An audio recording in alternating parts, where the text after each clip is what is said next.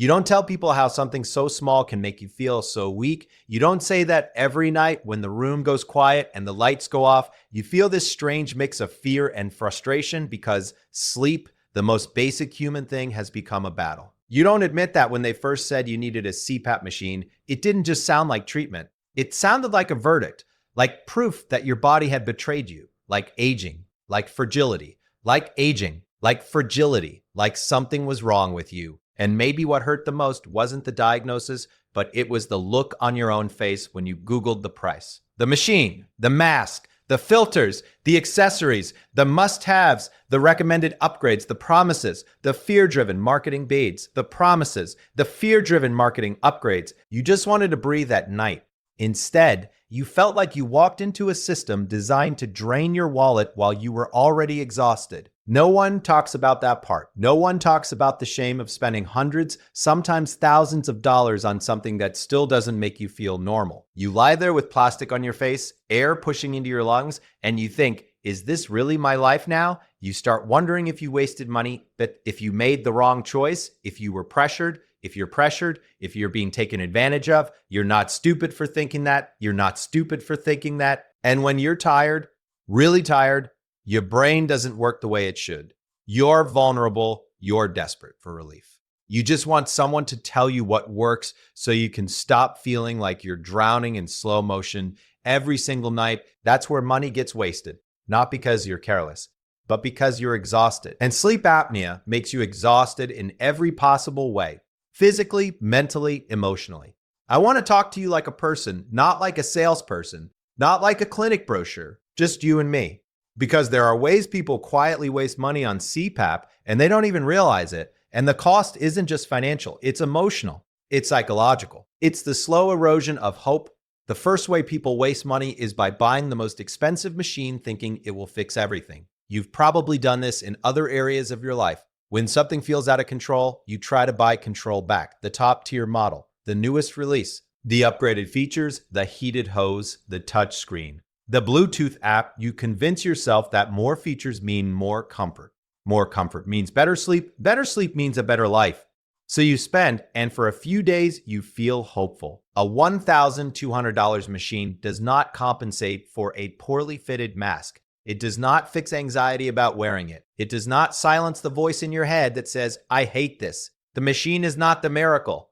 Consistency is, fit is, understanding your own breathing patterns is. You can waste a fortune chasing upgrades when what you really need is patience and proper setup. The second way people waste money is by constantly switching masks without understanding why they are uncomfortable. Then a full face mask, then nasal pillows, then hybrid, then another brand. Then another size. Each one costs money.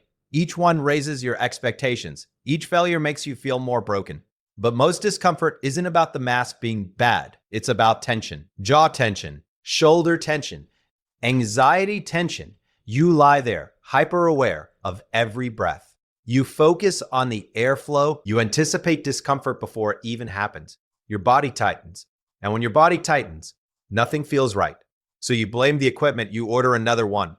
Money goes out, confidence goes down. Sometimes what you need isn't a new mask. It's guidance on adjusting straps properly. It's wearing the mask during the day for 20 minutes to desensitize your brain. It's allowing yourself to adapt slowly instead of expecting instant comfort. You don't need a new mask every time it feels unfamiliar. You need time. The third way people waste money is by ignoring small maintenance habits and then paying big replacement costs. Filters get dirty, cushions wear out, hoses crack, water chambers mineralize, and instead of cleaning consistently, you delay. You're busy, you don't feel like it. Then something breaks prematurely. Now you're paying to replace what could have lasted longer. But here's what's deeper than that. Maintenance feels like a reminder that you need this machine, a reminder that your sleep isn't normal. Avoidance becomes expensive, emotionally and financially. Cleaning your equipment isn't weakness.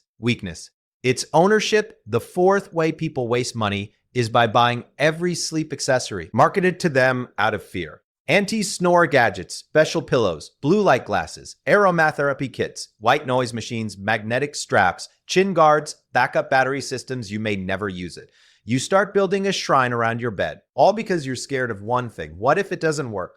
What if I'm still tired of ivory? What if I still feel foggy? So you buy safety, you buy reassurance, you buy promises.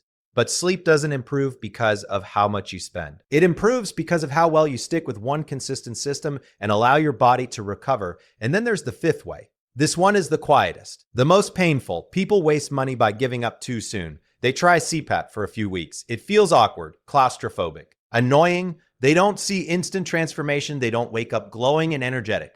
So they stop. The machine sits in the corner. Dust gathers. Guilt builds. The money is gone, but what really hurts isn't the money. It's the story you start telling yourself. I can't even stick with this. I'm weak. Nothing works for me. That narrative is far more expensive than any machine. Let me tell you about someone I met. He was 47, accountant. Quiet, didn't complain much. He told me he felt embarrassed wearing CPAP. His wife tried to be supportive, but he felt unattractive. Old, mechanical. He bought the best machine available, then 3 different masks, then specialty pillows, then a travel CPAP because he didn't want to skip nights. Spent more than he wanted to admit, but he was still exhausted. When I asked him how many hours a night he was actually wearing it, he looked down. Maybe 3. He'd take it off in his sleep or rip it off when he woke up feeling anxious.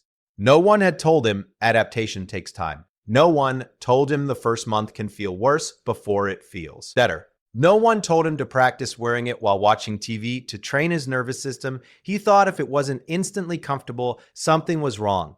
So he kept buying solutions until he finally stopped buying and started committing. He chose one mask, adjusted it carefully, wore it during the day for short periods, tracked small improvements instead of expecting miracles. Within 3 months, his mood changed. Within 6, his blood pressure improved.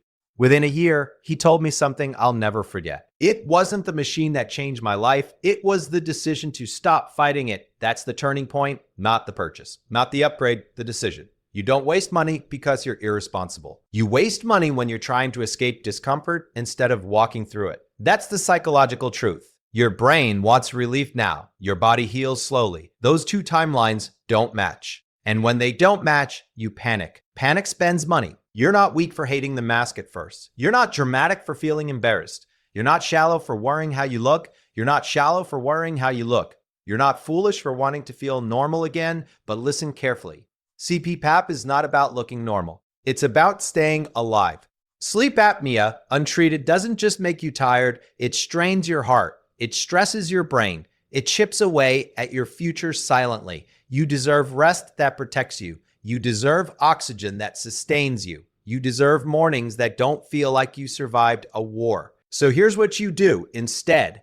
Instead of chasing the most expensive machine, focus on proper fitting and pressure settings with your provider. Instead of buying 5 masks, commit to learning one deeply. Instead of neglecting maintenance, build a small ritual around caring for your key. Witnessed instead of collecting accessories. Simplify your setup. Instead of quitting early, give yourself 90 days. 90 days of consistency, 90 days of patience, 90 days of refusing to define yourself by discomfort, because this isn't about money. Every night you put that mask on, you are making a quiet statement. That matters, even if no one sees it, especially if no one sees it.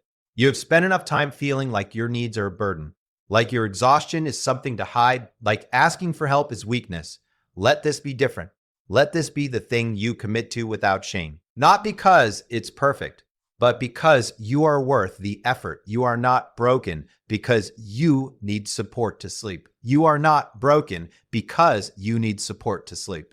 You are human, and humans sometimes need tools. The real loss would be giving up on deeper rest because the first weeks felt strange. You are allowed to adapt. You are allowed to struggle. You are allowed to learn, but don't keep throwing money at discomfort when what you need is consistency. You don't need more equipment. You need more belief in your ability to adjust.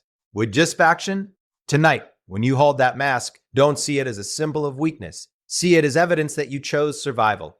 See it as proof that you're fighting for your future. See it as the quietest, strongest act of self-respect. And if you've already wasted money, if there's equipment in your closet, if you feel regret when you look at the receipts, forgive yourself. You are trying to fix your life while exhausted. That's not stupidity. That's desperation. Now you know better. Now you slow down. Now you commit, not to spending more, but to staying with the process, staying with the discomfort, staying with the discomfort, staying with your own healing. You don't need another upgrade. You need to stop running from the fact that growth feels awkward before it feels empowering. You are not alone in this. You are not the only one lying awake wondering if this will ever feel natural. It will, but only if you stay long enough to let it. So breathe, put the mask on, adjust it carefully, turn the machine, unfract. And instead of thinking about what you spent, think about what you're protecting. Your heart, your brain, your future mornings. You are not wasting money when you invest with patience. You waste money when you abandon yourself. Don't abandon yourself. Don't abandon yourself. Don't tonight.